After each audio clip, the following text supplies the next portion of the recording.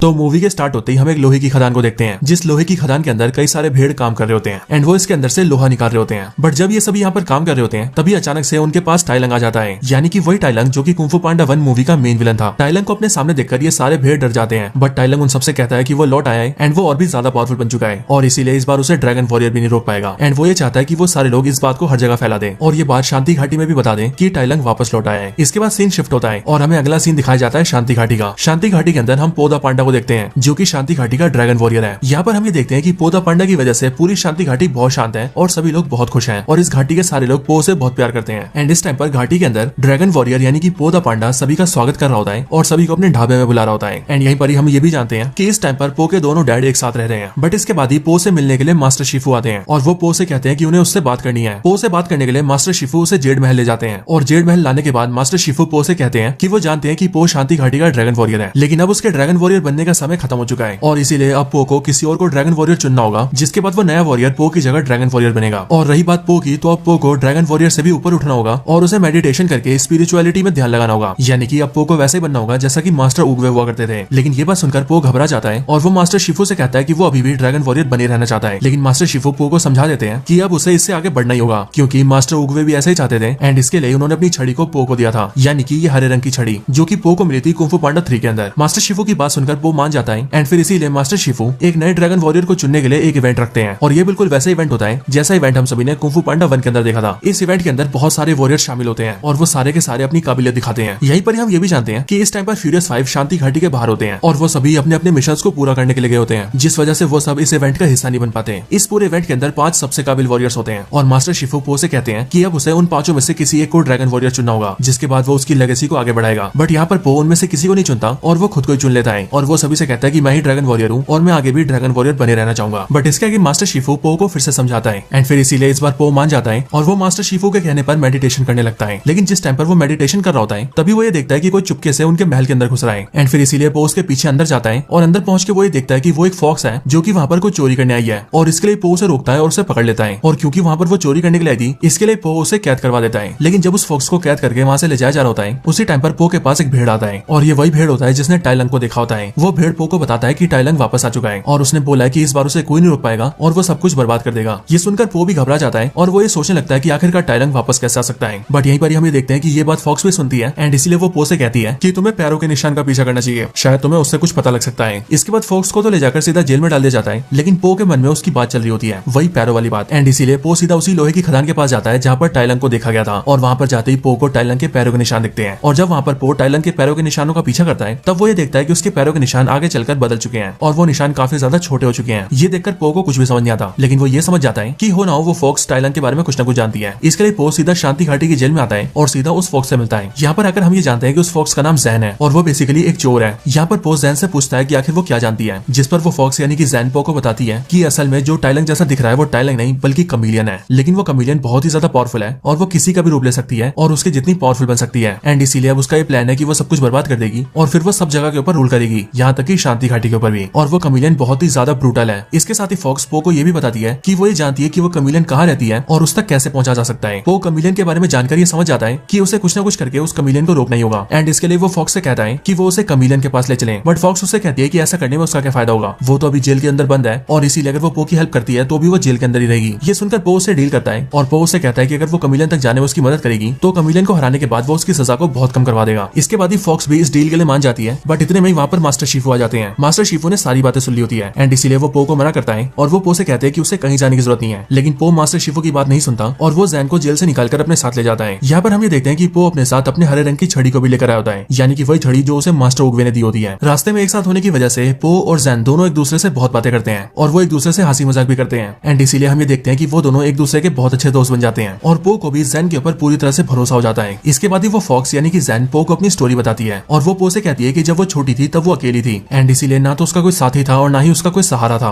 But उस time पर जिस टाइम पर उसका साथ किसी ने नहीं दिया था तब उसे कुछ चोरों ने पाला था और उन्हीं चोरों ने उसे पाल पोस कर बड़ा किया और उसे सारी चोरियां सिखाई। एंड इसीलिए उनसे सीख कर आज वो एक एक्सपर्ट चोर बन चुकी है। इसके साथ ही फॉक्स उसे ये भी बताती है कि उसके वो सारे चोर साथी या फिर यूं कहे उसके सारे चोर फैमिली बिल्कुल उसी सिटी में रहते हैं जिस सिटी में कमीलियन रहती है, लेकिन वो सभी उस शहर के अंडरग्राउंड में रहते हैं। इसके बाद ही वो फॉक्स यानी कि जैन पो को लेकर कमीलियन के शहर पहुंच जाती है, लेकिन वहाँ पर ही वो पहले उसे अंडरग्राउंड ले जाती है एंड उसे अपनी फैमिली और दोस्तों से मिलवाती है, यानी कि वही सब जो कि चोर उचक्के थे। यहाँ पर हम ये देखते हैं कि ये सभी भी देखने में बहुत ही नॉर्मल होते हैं, लेकिन असलियत में ये काफी ज्यादा खतरनाक होते हैं और सब के सब जैन की तरह चोरों चक्के होते हैं। यहाँ पर पो को सभी से मिलवाने के बाद वो पो को लेकर सीधा कमिलियन के महल तक पहुंच जाती है, और क्योंकि वो महल में सामने से नहीं जा सकते थे, इसीलिए वो महल में चुपके से पीछे से घुसते हैं। वो लोग किसी तरह से महल के अंदर एंटर कर जाते हैं, लेकिन जैसे वो लोग एंटर करते हैं वैसे हम ये देखते हैं कि वहाँ पर उनके सामने बहुत सारे क्रोकोडाइल सोल्जर्स होते हैं, जो कि बेसिकली कमिलियन के सोल्जर्स होते हैं। बट इस टाइम पर वो सारे के सारे सो रहे होते हैं, एंड इसीलिए जैन और पो चुपके से वहाँ से आराम से जाने लगते हैं। लेकिन तभी यहाँ पर ही पो की एक हरकत की वजह से वो सारे के सारे जाग जाते हैं और पो और जैन का पीछा करने लगते हैं, लेकिन वो दोनों उनसे बचते बचाते आगे निकल जाते हैं और महल के अंदर वाले हिस्से में घुस जाते हैं। बट यहाँ पर भी उनके सामने कई सारे ट्रैप्स आते हैं, बट वो दोनों मिलकर उन सारे ट्रैप्स को पार कर लेते हैं और फिर वो दोनों महल के मेन एरिया में पहुंच जाते हैं। बट यहाँ पर आते हम ये देखते हैं कि जैन पीछे रुक जाती है और पांडा आगे आगे चलने लगता है, लेकिन जैसे ही पो दा पांडा थोड़ा आगे चलता है वैसे ही उसके ऊपर एक बड़ा सा लोहे का पिंजरा गिरता है और पो उसके अंदर कैद हो जाता है। ये देखकर जैन पो की मदद करती है और उसके पिंजरे को उठाने की कोशिश करती है ताकि पो बाहर निकल सके। बट हम ये देखते हैं कि वो पिंजरा काफी भारी होता है, इस वजह से वो जैन से नहीं उठता। ये देखकर पो उसे अपनी छड़ी दे देता है और वो उसे कहता है कि वो इससे कोशिश करे, लेकिन जैसी जैन के हाथों में छड़ी आती है वैसे हम ये देखते हैं कि उसके बाद वो पो को वहाँ से निकालने की बजाय पीछे मुड़ जाती है और पीछे की तरफ पो से दूर जाने लगती है। और जब वो थोड़ा पीछे पहुंच जाती है तभी यहाँ पर एंट्री होती है कमिलियन की, और कमिलियन के वहाँ पर आते ही वो पो की छड़ी को उसके हाथों में रख देती है। ये देखकर पो सबको समझ जाता है और उसे समझ लग जाता है कि असल में वो जैन कमिलियन की आदमी थी, यानी कि उसने अब तक पो को धोखा दिया है। इसके बाद ही कमिलियन पो के सामने आती है और वो पो के ऊपर हंसते हुए उससे कहती है कि तुमने यकीन भी कैसे कर लिया कि ये फॉक्स तुम्हारी दोस्त बन जाएगी। ये असल में मेरी है, मैं इसकी मास्टर हूँ और मैंने इसे बचपन से पाल पोस कर बड़ा किया है और इसीलिए ये सिर्फ मेरे ऑर्डर्स मानती है। वो पो को बताती है कि जब ये फॉक्स बहुत छोटी थी तब ये बिल्कुल अकेली थी, लेकिन जब मेरी मुलाकात इससे हुई तब मैंने देखा कि ये छोटी तो है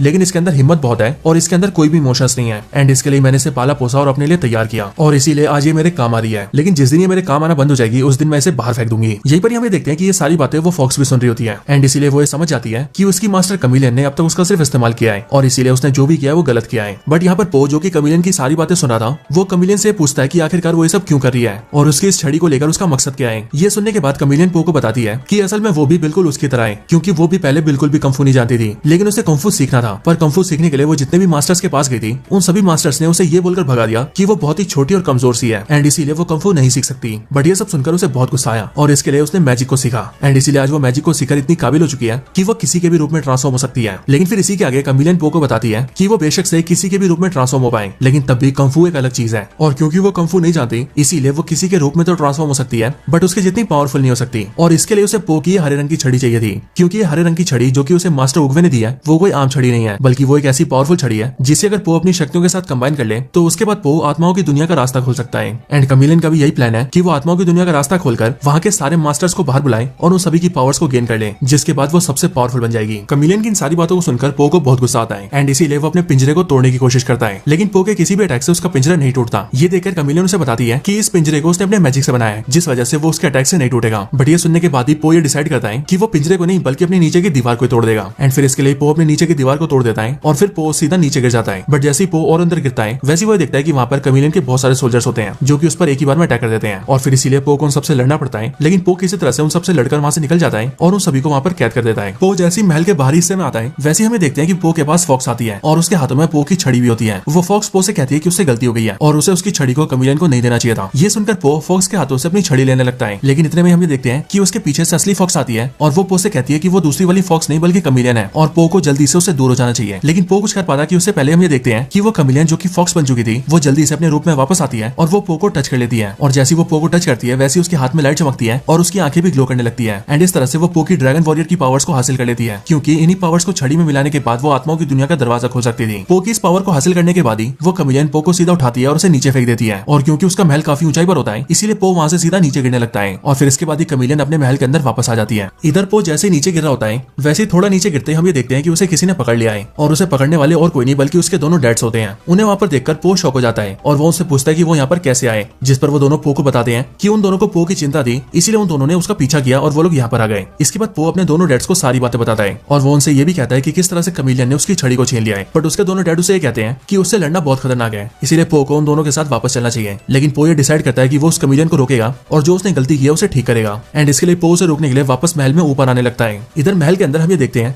कि अब कमिलियन के पास पो की छड़ी और पो की ड्रैगन वॉरियर्स की पावर्स भी थी, यानी कि ड्रैगन वॉरियर की पावर्स का वही हिस्सा जिस पावर के हिस्से को छड़ी में मिलाते ही वो आत्माओं की दुनिया का दरवाजा खोल सकती थी। एंड इसके लिए कमिलियन ऐसा ही करती है और वो छड़ी की मदद से आत्माओं की दुनिया का दरवाजा खोल देती है और फिर वो आत्माओं की दुनिया से टाइलंग को बाहर बुलाती है। टाइलंग जैसी बाहर आता है वैसे ही वो कमिलियन के हाथों में पो की छड़ी देखता है और इसीलिए उस छड़ी को देखकर वो कमिलियन से पूछता है कि ये पो की छड़ी उसके हाथों में कैसे आई, जिस पर कमिलियन उसे बताती है कि इस छड़ी को उसने पो से लिया है। बट ये सुनते ही टाइलंग उससे कहता है कि वो जानता है कि पो एक नंबर का बेवकूफ है, बट वो इतना जरूर जानता है कि पो इतना भी बेवकूफ नहीं है कि वो मास्टर उगवे की दी हुई छड़ी को इतने आराम से किसी और को दे देगा। बट ये सुनकर कमिलियन उसे जवाब देती है कि पो ने उसे दिया नहीं बल्कि उसने पो से छीन लिया है, और इसीलिए वो यहाँ पर टाइलंग के साथ साथ सारे मास्टर्स की पावर्स को छीन लेगी। ये सुनकर टाइलंग उसके आदमी पर अटैक कर देता है और वही के झटके में सभी को लटाने लगता है। पर इतने में हम ये देखते हैं कि कमिलियन छड़ी का इस्तेमाल टाइलंग के ऊपर कर लेती है और उसकी सारी पावर्स को खींचकर अपने अंदर संभाल लेती है, जिसके बाद ही टाइलंग बहुत ही कमजोर पड़ जाता है, जिसके लिए कमिलियन टाइलंग को एक पिंजरे में कैद करके उसे कोने में पटक देती है। और अब वो खुद टाइलंग जितनी पावरफुल बन चुकी थी। बट कमिलियन यहाँ पर रुकती नहीं है और वो आत्माओं की दुनिया से एक एक करके बाकी के सारे मास्टर्स को भी बाहर निकालने लगती है, जैसे कि master crocodile, master ox, master elephant, master rhino और इसी तरह से दूसरे मास्टर्स। एंड इन्हीं के साथ साथ वो लॉर्ड शैन और जनरल काई को भी बाहर निकालती है और उन दोनों की पावर्स को भी छीनकर वो उन दोनों को भी पिंजरे में कैद कर देती है। और फिर इस तरह से कमिलियन आत्माओं की दुनिया में रहने वाले सारे मास्टर्स की पावर्स को हासिल कर लेती है और उस सभी को कमजोर करके अपने पास पिंजरे में कैद कर देती है। इधर दूसरी तरफ हम ये देखते हैं कि पो बिल्कुल कमिलियन के पास आ चुका था, लेकिन उसके अंदर आने से पहले वहाँ पर फॉक्स आ जाती है और वो पो से मिलकर उससे माफी मांगती है। पर पो उस पर भरोसा नहीं करता और वो वहाँ से जाने लगता है। लेकिन फॉक्स पो को भरोसा दिलाती है कि अब वो पूरी तरह से सुधर चुकी है और इसीलिए वो कमिलियन को हराने में पो का साथ देना चाहती है। इसके लिए पो मान जाता है और वो फॉक्स के साथ टीम अप कर लेता है। इसके बाद पो कमिलियन से मिलने के लिए अंदर जाता है और वो उसे बातों में उलझा कर रखता है। और असल में ये पो का प्लान होता है, क्योंकि इतने में ही फॉक्स एक बड़े से लोहे से कमिलियन पर अटैक करती है, जिस वजह से कमिलियन उसके नीचे दब जाती है। बट ये देखकर कमिलियन को बहुत गुस्सा आता है और वो अपनी बॉडी को ट्रांसफॉर्म कर लेती है। और इस बार हम ये देखते हैं कि उसने जिस की पावर्स को हासिल किया था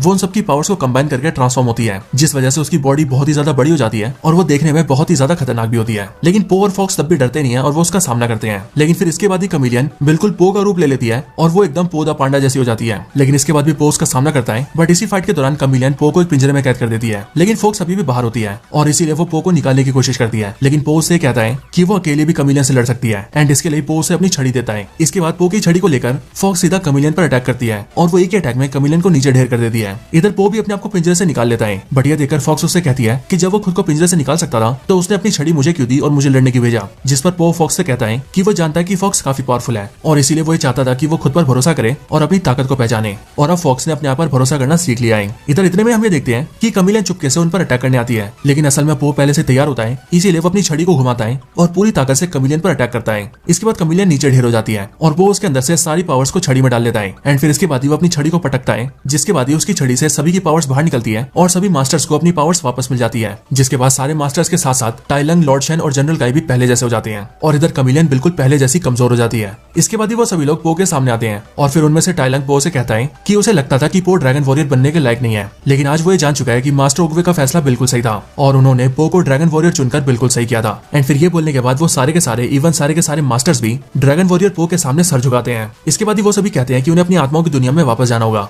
एंड फिर उनके लिए पो अपनी छड़ी से उनके लिए दरवाजा खोल देता है, जिसके बाद ही वो सभी अंदर चले जाते हैं। आखिर में हम ये देखते हैं कि टाइलंग कमिलियन को पकड़ लेता है और वो उसकी गर्दन को अपने हाथों से दबाकर उसे भी अपने साथ अंदर ले जाता है एंड जाते जाते पो से कहता है कि ये भी हमारे साथ जाएगी। इसके बाद सब कुछ ठीक हो जाता है और पो भी अपने दोनों डैड्स और फॉक्स के साथ मिलकर अपनी घाटी में वापस आ जाता है। यहाँ पर आने के बाद पो मास्टर शिफू से कहता है कि अब उसने नए ड्रैगन वॉरियर को चुन लिया है और वो नया ड्रैगन वॉरियर और कोई नहीं बल्कि ये फॉक्स है। ये देखकर मास्टर शिफू को काफी अजीब लगता है, बट वो पो से कहते हैं कि नया ड्रैगन वॉरियर कौन बनेगा इस बात का फैसला पो ही करेगा और इसीलिए उसने जिसको भी चुना है वो बिल्कुल सही होगा। एंड फिर ऐसे करके मास्टर शिफू भी नए वाले ड्रैगन वॉरियर को मंजूरी दे देते हैं। इसके बाद ही मूवी की एंडिंग आ जाती है, जहाँ पर हम ये देखते हैं कि जाबाज 5 भी वापस आ चुके हैं और इसीलिए पो अपने दोस्त फॉक्स को जाबाज 5 से मिलवाता है और फिर वो सारे के सारे मिलकर फॉक्स की ट्रेनिंग करवाते हैं और उसे ड्रैगन वॉरियर बनने के लिए तैयार करते हैं। एंड फिर इसके साथ ही ये मूवी खत्म हो जाती है।